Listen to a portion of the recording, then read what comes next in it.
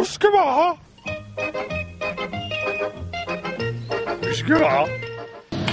peat is a young form of coal and another factor in determining a whisky's unique final flavour.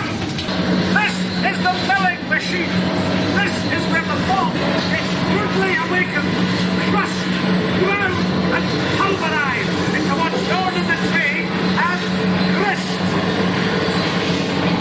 It's awfully noisy in here, but it's all part of an ongoing process. All a means to an end. Oh, it gets everywhere, this stuff. Oh, This is the mash tun, a container where we mix together the purest Scottish water with our grist from the mill. The sugar in the mixture is dissolved, producing a sweet liquid known as wort. The wort is then cooled, ready for the next stage. The residue left in the mash tun can be used to make animal feed. The wort might not look that special. Let me assure you, this will become pure liquid gold. So what, I hear you ask, is the one magical ingredient which helps turn a malty, sugary wort into something with, well, let's say, a wee bit more of a kick to it? Well, the answer is right here.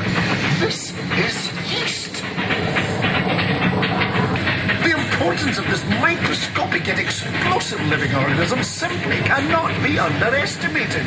Amazing! Where yeast meets wort and sugar turns to alcohol in a process known as fermentation, a heaving maelstrom of heat and foam.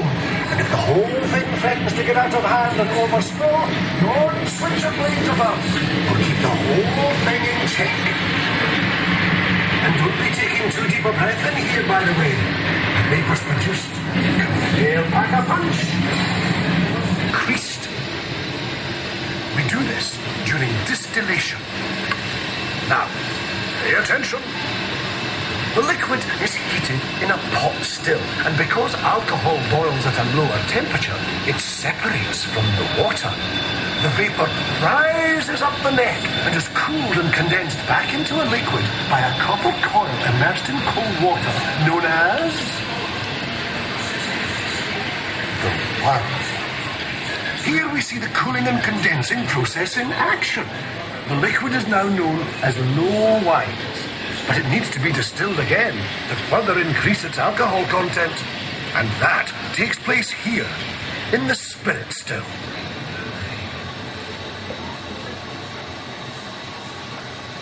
Each distillery has its own unique shape of copper pot still.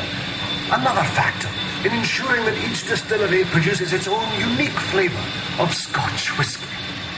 By now, the liquid is so strong it has to be kept under lock and key by customs and excise.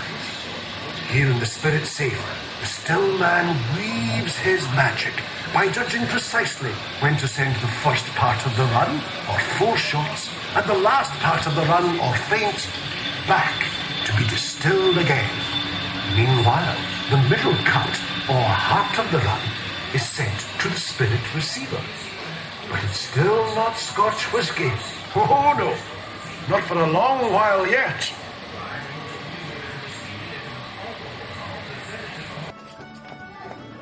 I have a question. That dirt, is it inside the bottle or outside? I'm not allowed to touch the bottle. Sorry.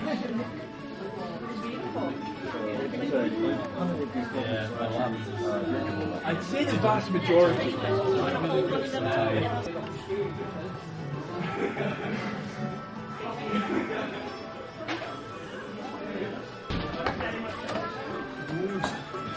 Go take a picture of me once you've done that. This is my personal whisky collection that I've very kindly lent to the Scottish Whisky Experience. And which you're going to give me for my Christmas present this year. It's very nice of you. Yes.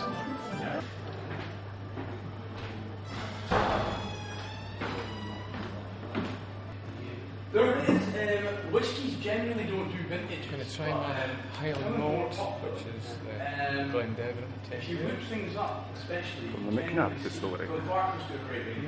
The biggest one, over family cast, they go back to Smells a bit sweety-ish. Sweety-ish. Well, it's probably £1,000 a bottle. It depends. I mean, the thing is, it might just, you know, it might be Definitely sort of sherry flavour there. And you know, and it just With a depends. hint of For instance, Cabbage.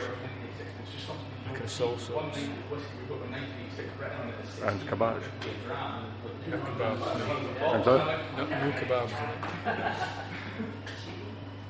Yeah. I would say the most expensive bottle we drank is £25 shot to the farmer's store. Got a bit of talking.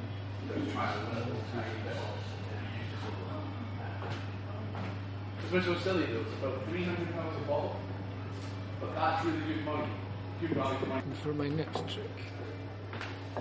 Yep. You didn't go into Campbelltown. No. A lot of them have been shut down. Why? Well, it was like anything. Campbelltown became very popular. We used to go to 18 distilleries in that one little bit there.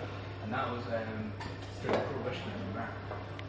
Unfortunately, distilleries weren't big. They started overproducing. Sweet called rock and roll this song. Oh yeah. Got a roller glass. Basically, one shut down, one shut the other. Come on.